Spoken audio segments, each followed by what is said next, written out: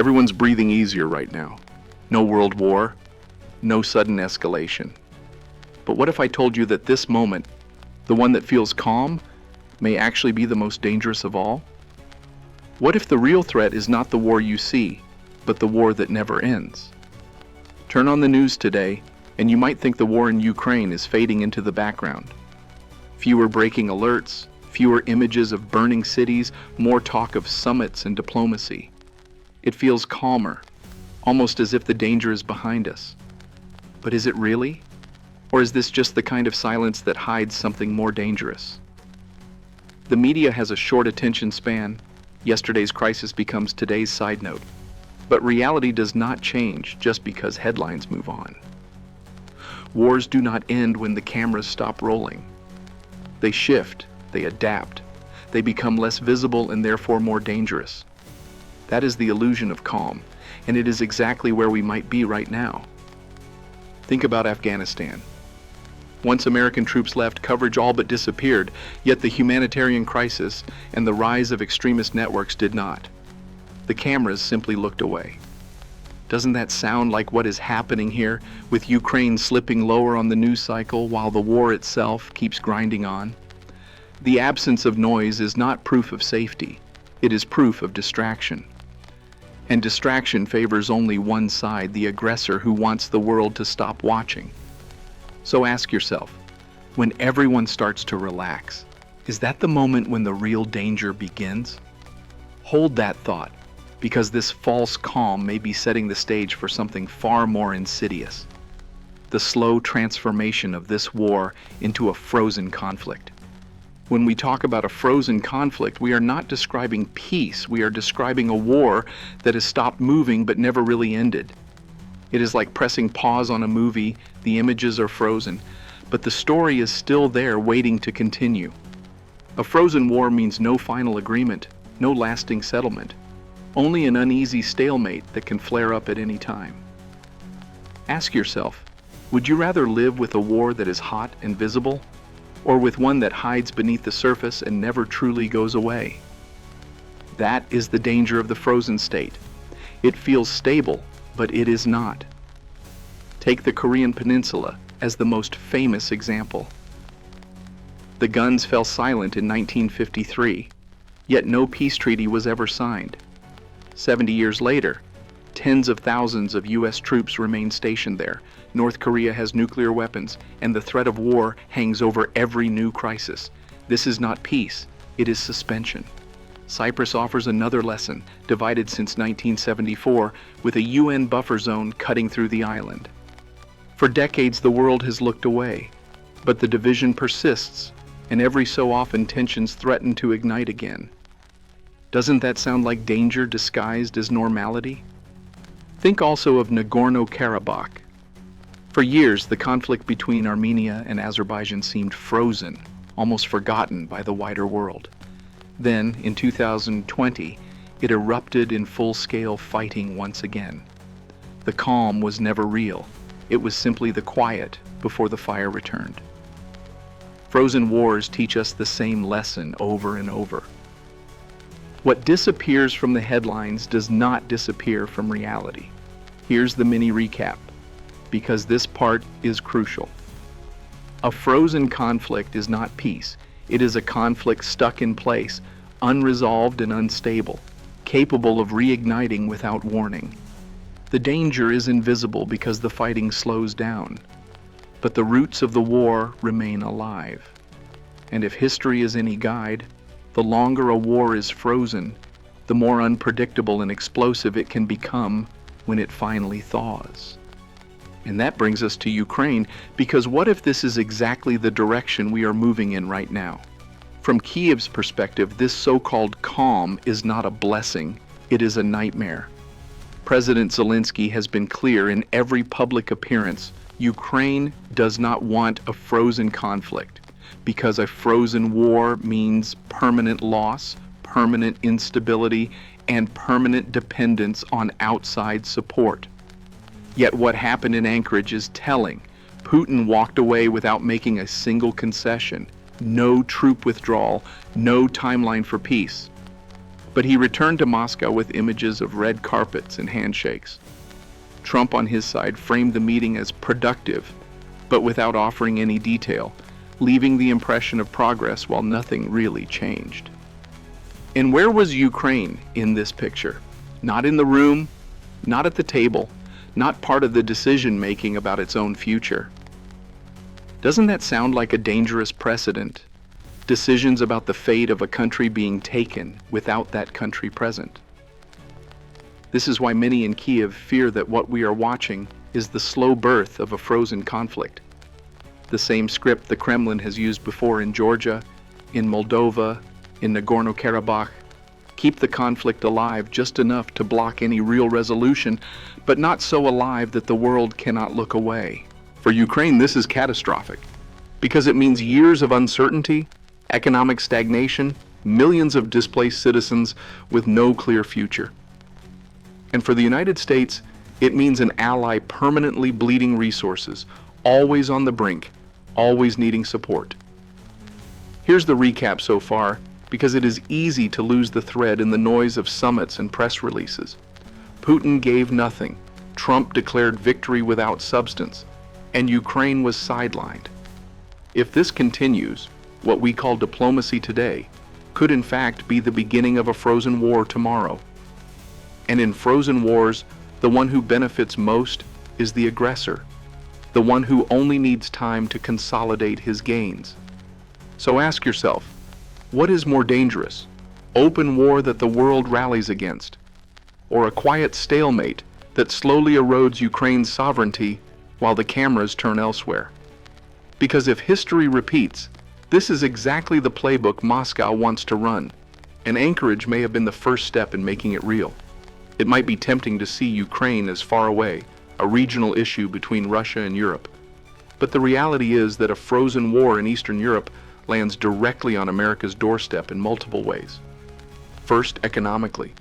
Every time a conflict drags on, markets react, energy prices shift, and global supply chains feel the shockwaves. Americans have already seen what disruption looks like, from rising fuel costs to food prices affected by the war in Ukraine. Imagine what years of uncertainty would mean if the conflict no longer dominated headlines but continued to quietly destabilize energy flows and global trade. And it is not just about abstract numbers. Ukraine is one of the world's breadbaskets.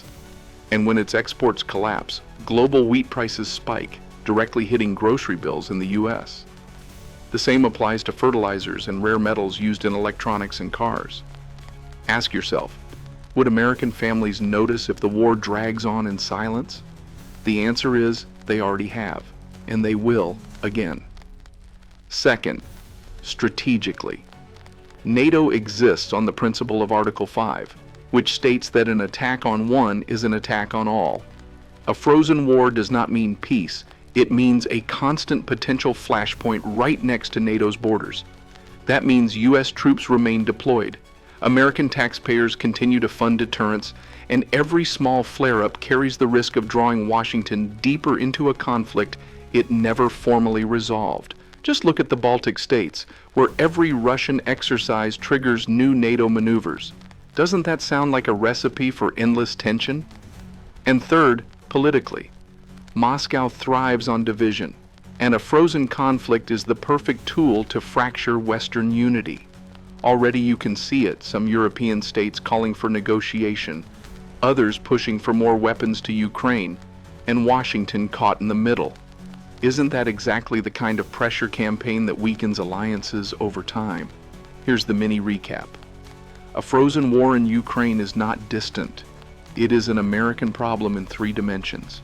Economically through global markets, strategically through NATO obligations, and politically through the erosion of Western unity. That means Americans cannot afford to tune out, even if the headlines do. And now ask yourself this. If you are sitting in Moscow, would you prefer a hot war that keeps the West united and mobilized, or a frozen war that slowly drains its resources and divides its leaders? The answer is obvious, and that is why the calm after Anchorage should not comfort Americans. It should alarm them, because this is not only about Ukraine's future, It is about America's role in the world and the price Americans will keep paying if this conflict freezes into permanence. Right now, the headlines feel quieter. Fewer reports of missile strikes, more talk about summits and negotiations. For many people, this looks like relief. But history warns us that the quiet moments can be the most dangerous of all. After the Cuban Missile Crisis, Americans believed nuclear war had been avoided. Yet in the 2 decades that followed, both Washington and Moscow expanded their arsenals to unprecedented levels. The danger did not vanish. It simply went underground, growing in silence. Think about 1938. After the Munich Agreement, European leaders declared peace for our time. Crowds cheered, newspapers printed optimistic headlines. 1 year later, the continent was at war. That calm was not peace, it was deception. The quiet allowed the storm to gather strength. Doesn't that sound familiar? Or take the 1990s when the Cold War had ended. America felt safe. Defense budgets shrank. Talk of a peace dividend dominated. Then came September 11th. The threats had been invisible, building in shadows while the world looked elsewhere. Calm can be a curtain that hides the real danger, and that is what we may be facing in Ukraine today. No ceasefire, no peace deal, but fewer dramatic headlines. Leaders shake hands, cameras capture smiles, and the sense of urgency fades. To the casual observer, it feels like progress. But what if it's the opposite? What if the war is shifting into a frozen state, less visible but just as dangerous? Here's the risk. When a war is hot, everyone pays attention. Governments mobilize, societies adapt, families prepare. When a war turns cold, people relax. They stop watching, stop worrying, stop preparing. And that is when the danger becomes invisible. Because the conflict has not ended, it has only changed form. It still grinds on, it still threatens to erupt, but it does so in silence. So ask yourself this: which would you rather face? A fire that burns bright and forces you to act, or a fire that smolders unseen beneath your floorboards? At least the visible fire gives you a chance. The invisible one consumes you while you sleep. That is the deceptive calm, and it may be exactly where we are right now. And here's where we need to look one step further.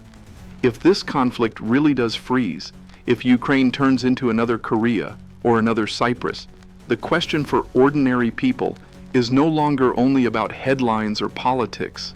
It is about daily life. How do you live in a world where the threat never goes away but never explodes either? Preparing for one big dramatic crisis is one thing. Everyone rushes to the store. Everyone watches the news. Everyone feels the urgency. But preparing for a future defined by endless uncertainty, by a constant low-level instability that may last for years, that is a different challenge altogether. Imagine waking up every morning not knowing if the next escalation will happen this week, this month, or 10 years from now. Imagine building your life, your finances, your family's safety in an environment where nothing is truly stable.